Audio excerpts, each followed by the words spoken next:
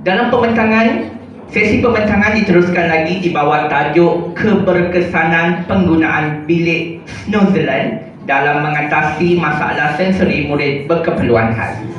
Pembentang ini merupakan guru penolong kanan pendidikan khas di Sekolah Jenis Kebangsaan Cina Masai, seorang yang muda mesra serta mempunyai pengalaman mengajar yang luas selama 22 tahun. Dengan ini dipersilakan Puan Nora Hayati binti Khamis untuk membuat pembentangan. Sekolah tak faham boleh tanya dalam bahasa Cina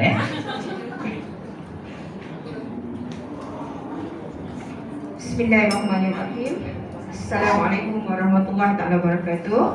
Yang berusaha pegawai pendidik kita, Cik Asma Hisham, Puan Nur Asbalillah, penolong pendidik pendidikan khas.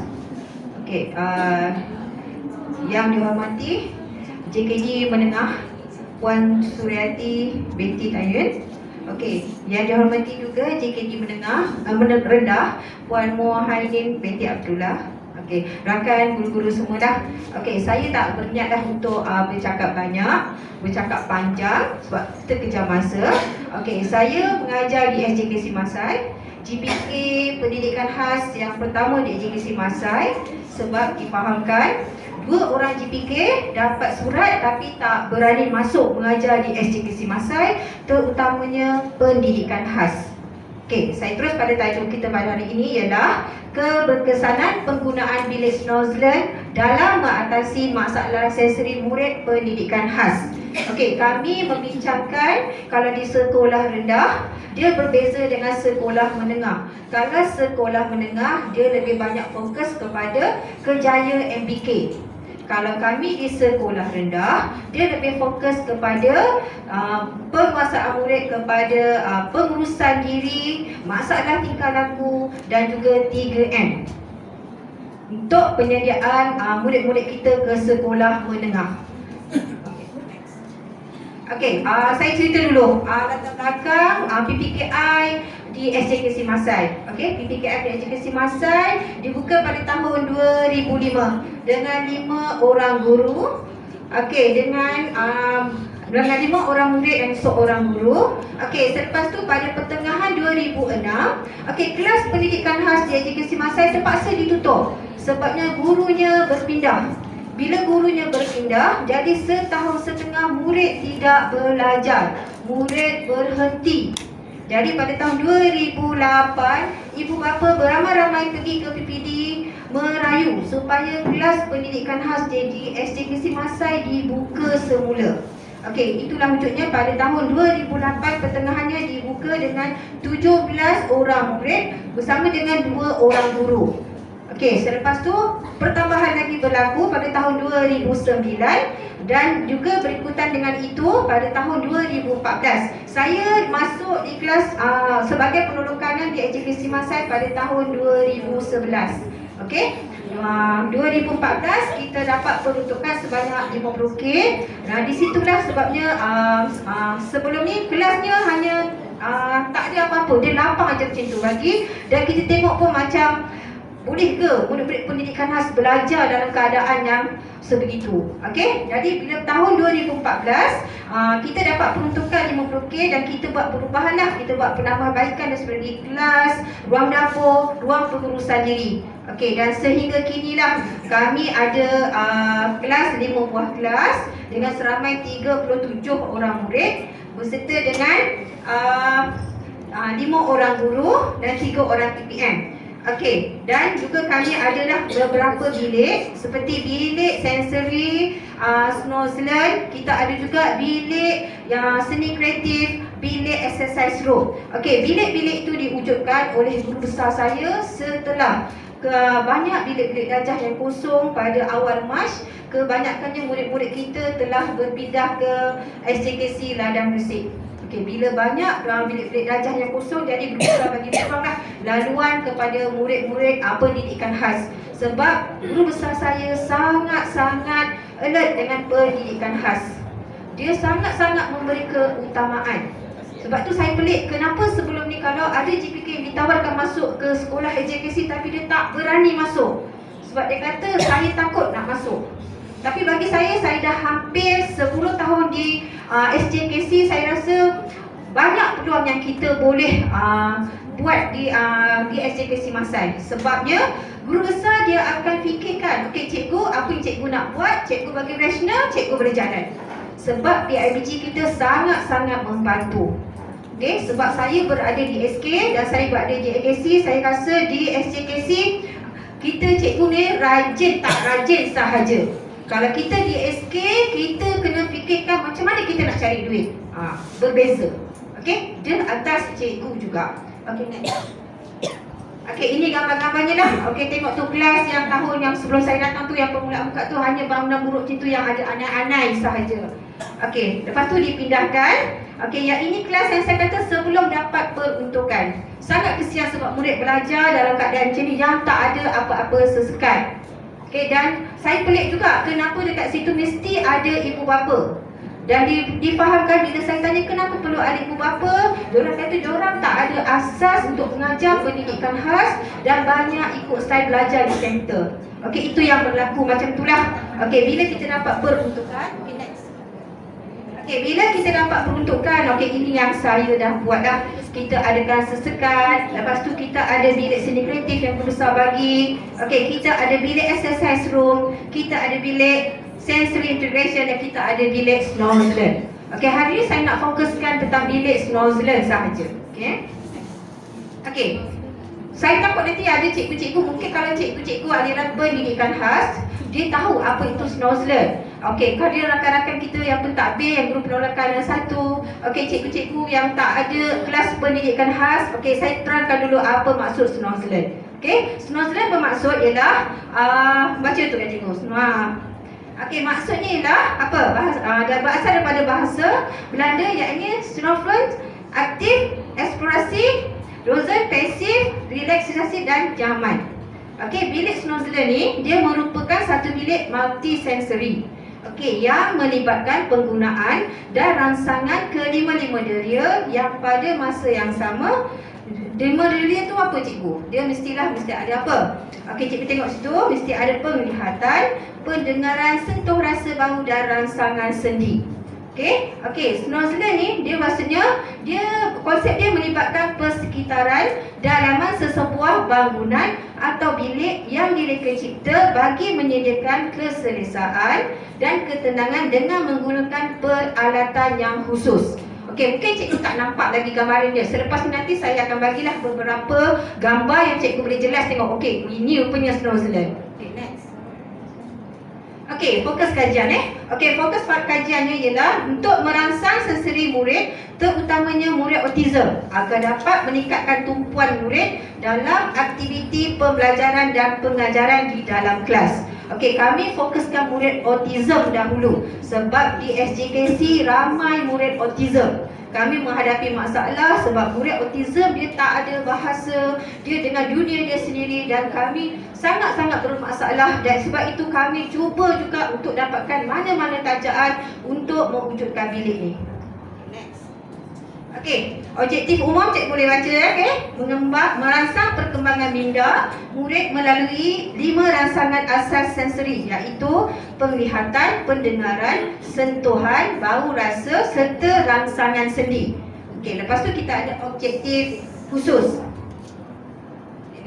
Okey, objektif khusus dia cikgu Okey, meningkatkan kesedaran murid-murid terhadap persekitaran. Macam saya cakap tadi, murid autism sebab dia tak ada dunia dia. Dia akan dengan dunia dia sendiri, tak tahu, dia tak kisah pun apa yang berlaku dekat luar. Jadi bila kita masuk dalam bilik tu nanti, dia akan ada satu nanti feedback nanti.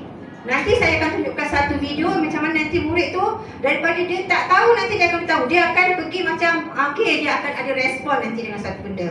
Okey, kita boleh lajulah yang ni objektif khusus ni tak tahu nanti boleh baca. Okey, kita ada juga fungsi alatan di dalam bilik snorkeling tu sendiri. Okey, ini yang alatan yang memang kita adalah di bilik snorkeling kita. Okey, yang pertama ialah bubble tube. Okey, bubble tube ialah buih yang bergerak dalam tube yang diterangi dan telus cahaya. Okey, dia memberikan rasa bergetar apabila disentuh dan dan rangsangan penglihatan. Okey, boleh bertukar warna, boleh dikawal sendiri oleh murid menggunakan controller berfungsi untuk pembelajaran kendiri bertema, nombor dan warna, rangsangan komunikasi guru bersama. Okey cikgu, yang ini ialah okey, kejap. Yang ini ialah barbecue. Okey, yang ini barbecue, nanti saya masa waktu video nanti saya akan terangkan. Okey, next. Okey, lagi ialah kita ada LED projector. Okey, fungsinya ialah untuk memancarkan imej abstrak pada dinding, memberi rangsangan penglihatan. Sebab tu dia sangat-sangat sesuai untuk murid autism. Sebab murid autism dia tak ada eye contact dengan kita. Jadi bila dia ada LED projector ni, dia akan lihat benda tu bergerak. Okey, tengok. Imej bergerak dari kiri dan berulang memberi rangsangan minda untuk berfikir dan mengingat. Okey, dan seterusnya dia boleh, imej juga boleh ditukar tema. Yang ini nanti dia boleh bertukar. Dia ada tema-tema yang kita boleh ajar pada murid kita. Okey, yang ada di sekolah saya ialah tema planet, kita ada tema flora, lepas tu kita ada tema haiwan. Jadi kita boleh ajar pada anak murid kita. Jadi dia boleh fokus, dia tengok nanti benda tu bergerak. Okey, next. Okey, yang ini ialah mirror ball. Mirror ball untuk memantulkan cahaya yang dipancarkan kepada projektor. Okey, mirror ball ni fungsinya untuk memberi rangsangan penglihatan sahaja. Okey, kami ada masalah lah dengan mirror ball ni. Sebabnya bila masuk kita yang normal pun kita rasa pening sebab motor dia terlalu laju. Dan kami dah carilah sponsor untuk baiki motor ni. Maksudnya kita buat penambahbaikan motor ni, maksudnya dia bergerak dan murid boleh kejar nanti pada cahaya-cahaya yang bergerak tu. Okey, next. Okey, kita ada speaker. Okey, speaker. Okey, speaker ni ialah mainkan alunan muzik yang menyenangkan. Maksudnya bila murid masuk, kita akan buat muzik, kita akan mainkan muzik-muzik yang ada unsur-unsur terapi. Jadi dia akan rasa tenang saja bila berada di situ. Okey, dan kita ada juga aromaterapi untuk menyembur bau yang menyenangkan. Okey, next. Okey. Yang ini yang murid kita buat dah, yang kita jalankan di sekolah. Murid ni ialah murid autism seramai 6 orang. Okey, jadual pelaksanaannya. Okey, jadual pelaksanaannya sebabnya bilik ni baru diserahkan kepada kita pada awal Januari. Jadi kita buatlah untuk Januari. Lepas tu dia melibatkan 3 orang guru dengan 6 orang murid. Lepas tu 15 minit satu sesi 2 kali seminggu. Okey, kita mesti ada jadualnya. Kalau tidak nanti murid kita dia tak akan jadi intervensi untuk murid kita nanti kalau tak ada jadualnya. Okey, next. Okey, masalahnya. Masalah kalau kita nak buat bilik snorzel ni lah kosnya sangat tinggi. Okey, kami pun dapat tajaan daripada syarikat sebanyak 61,000 baru kita boleh buat bilik ni. Okey. Okey, tengok dulu. Kewangan dia sangat tinggi. Lepas tu kami tak ada kepakaran. Kami bukannya terapis yang boleh memulihkan, memberi intervensi pada murid-murid autism. Lepas tu penyelenggaraan yang berjadual. Sebab bubble tube tu, air yang mengalir tu nanti, kita kena selenggara. Kita kena pastikan supaya air tu nanti dia tak berlumut. Kita kena letak cair supaya nanti air tu maintain jernih sahaja. Okey, semua ni dia makan kos lah. Itu masalah pada kita. Okay, next. Okey, yang ini. Cikgu tengok Yang ini yang saya kata bagi cikgu tadi. Dia memerhatikan bola-bola lampu berwarna dengan berkelip-kelip. Murid yang akan mati. Lepas tu gelembung-gelembung air yang naik tu juga dia akan matilah. Bila bergerak nanti dia akan tengok. Jadi murid autism secara tak langsung dia ada eye contact nanti. Okey, yang ini dia bermain dengan tangga dan cermin. Maksudnya dekat sini ada tangga, dekat sini ada cermin, dia akan turun naik, turun naik, turun naik. Lepas tu dia tengok muka dia dekat sini. Okey, sangat-sangat membantu untuk murid autism. Okey, cuba tekan ada video. Okey, boleh tengok cikgu video dia.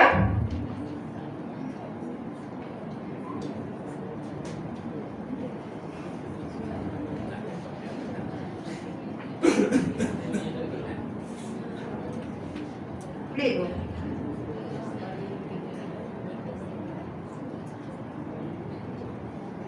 Okey, perlu diingatkan murid-murid kalau kita nak masuk dalam bilik snorzel ni tak boleh beramai-ramai. Kita hanya masukkan seorang sahaja. Okey, buat permulaan kalau kita nak kenal pasti apa yang masalah sensori yang murid kita hadapi tu, kita buka semua apa yang ada dalam bilik snorzel tu. Jadi kita akan perhatikan dia, kita tengok dekat bahagian mana yang dia suka pergi. Okey, yang itu. Sebab tu lepas tu murid ni kita tak boleh bagi lama dekat situ. Dia 15 hingga ke 30 minit sahaja. Kalau lebih nanti dia jadi lain. Sebab dia ada muzik, lepas tu dia akan relax saja, takut terus tertidur. Jadi kita tak nak dia macam tu. Okey?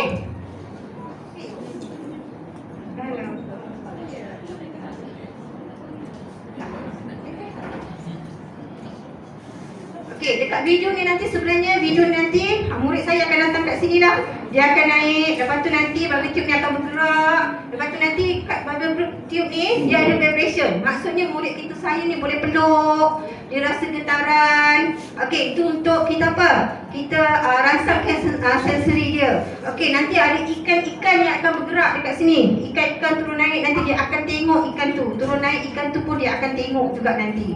Okey, secara tak langsung nanti dia akan tengok. Mula-mula dia akan belajar secara sendiri. Lepas tu nanti cikgu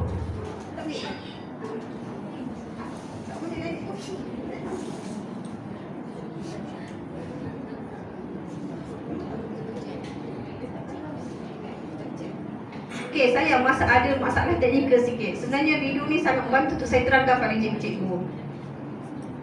Okey, nanti kalau tak boleh yang ni cikgu, yang ni jadi controller yang ni. Mula-mula kita biar saja anak murid kita kat situ, dia terroker sendiri. Lepas tu nanti controller nanti dia boleh pada bertukar. Kalau dia tekan nanti red, nanti dia akan jadi merah dekat sini. Mula-mula dia tekan, dia terroker. Lepas tu nanti kita ajar dia pula. Okey, kita kata kita nak warna putih, dia akan pergi warna putih, dia tekan nanti automatik nanti air tu akan berubah juga, nanti akan jadi warna putih. Okey, kalau kita nak ubah, kita nak jadi pada nombor, kita sebut aja. Nombor 1 nanti kita akan tekan nombor 1 dan dia akan tengok nanti. Jadi sangat-sangat membantu untuk murid-murid autism.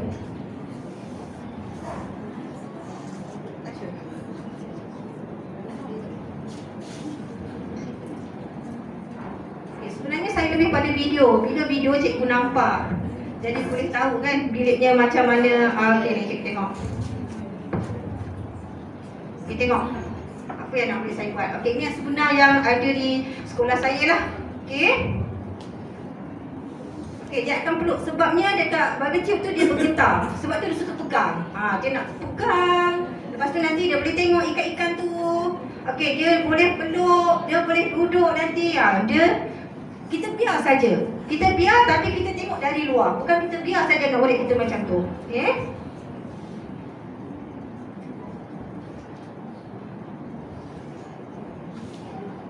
Okey, nampak tak? Air tu akan berubah. Okey? Okey, sekarang dia tekan ni controller ni. Dia meneroka. Dia cuba je, dia meneroka. Okey, next.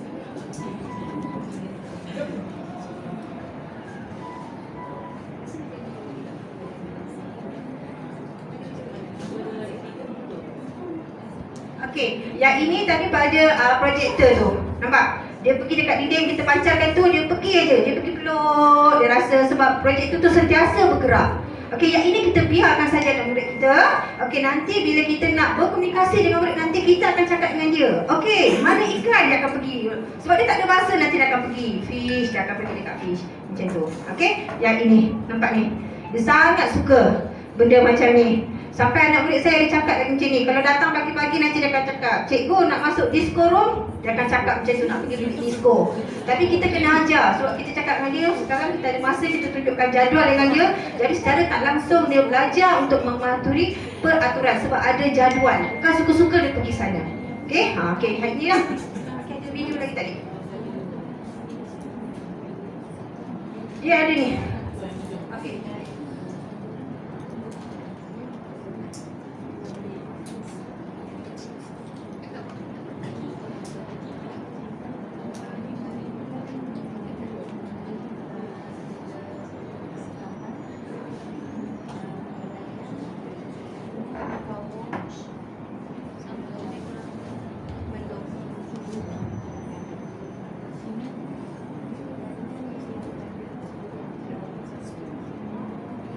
Ada yang sampai baring hari sampai baring, dia tengok ada objek bergerak. Lepas tu ada bau-bauan yang kita letak dengan muzik yang lembut untuk dia. Tapi cukup masa kita kena keluarkan dia.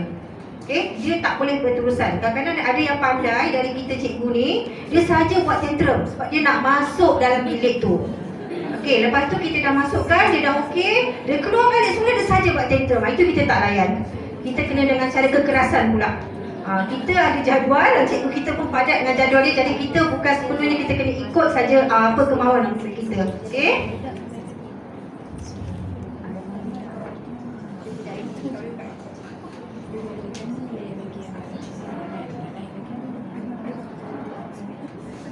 Tak boleh buka, tak apalah, kita slide kan. Cuma saya lebih sukalah share video pada cikgu-cikgu sebab cikgu lebih faham dan cikgu boleh nampak apa yang sebenarnya lah yang kita buat untuk murid-murid kita.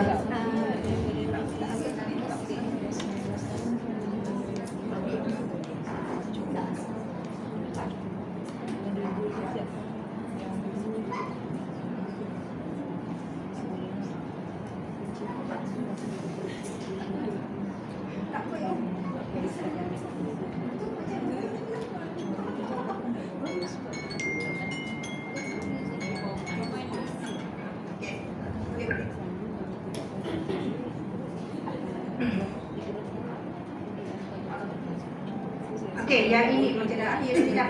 Okey, yang ini tengok ya, beberapa kawan kita yang telah datanglah melawat ke bilik snozela sekolah kita lah. Okey, antaranya ialah SK Kopok dah datang. Sebab SK Kopok pemandangkan dia pun akan dapat lah, sekolah pun akan dapat peruntukan untuk bilik ni. Jadi dia datang dulu, tengok apa yang patut, apa yang perlu buat, apa yang perlu tambah. Sebab bilik snozela ni kita bukan boleh tiru-tiru. Okey, saya nak pergi JKC Masai lah sebab saya dapat peruntukan. Saya nak pergi JKC Masai, saya nak tengok apa ada dalam bilik snozela ni. Bukan macam tu. Sebab bilik snozela ni pun saya minta orang pakar dengan saya nyatakan masalah murid saya, baru dia boleh letakkan peralatan dalam tu. Jadi setiap sekolah kalau dapat peruntukan pun tak bolehlah sama, masa setiap sekolah tu sama je konsep bilik snozela dia. Kena berbeza sebab ikut keperluan murid. Okey, sebab nak guna tu murid kita. Jadi yang ni contoh sajalah. Okey, contoh tengok cikgu-cikgu buat excited. Yang ini saya sebab mirror ni tak dibetulkan lagi, saya masuk saya pening.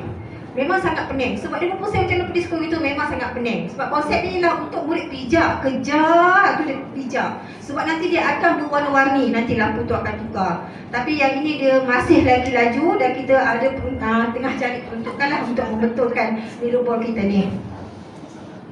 Okey, yang ini PLC masih PKP, jadi guru besar minta kita cikgu-cikgu pendidikan khas untuk beri PLC lah pada cikgu-cikgu JKC Masai. Jadi kami penuhilah masa PKP tu dengan kita mengadakan PLC untuk cikgu-cikgu JKC Masai. Impaknya sangat positif, sampai ada yang teruja, sampai ada yang mohon pito untuk masuk pendidikan khas. Sebab diorang kalau anak yang ada berkeperluan khas, kalau betul-betul ada masalah, baru diorang akan tertarik dengan pendidikan khas. Kalau anak-anak semacam biasa-biasa saja, diorang seboleh-bolehnya akan letakkan anak diorang di kelas perdana. Okey, sampai ada cikgu cakap, cikgu, kalau anak murid saya ada yang tak boleh ikut arahan, yang degil, saya boleh masuk tak cikgu? Saya kata boleh, awak guna sama bilik ni.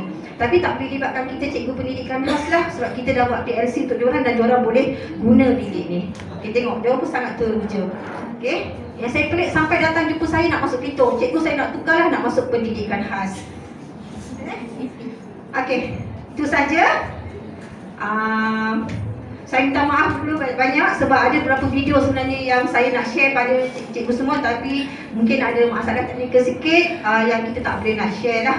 Okey, saya haraplah dengan adanya bilik snozela di JKC Masai ni, kami mengalu-alukan lagi lah seberapa ramai lagi rakan-rakan yang ingin hadir ke sekolah saya, boleh, saya sangat alu-alukan. Dan kami pun cuba juga belajar. Hari Selasa minggu depan pun saya panggil lagi terapis daripada luar juga untuk kami tambahkan ilmu untuk kami. Sebabnya kami bukan terapis, hanya cikgu saja dan tak boleh buat intervensi yang orang cakap suka-suka hati je untuk anak murid.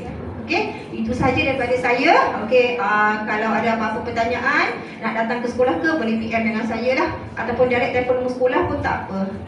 Okey, itu saja. Assalamualaikum warahmatullahi wabarakatuh. Assalamualaikum warahmatullahi wabarakatuh.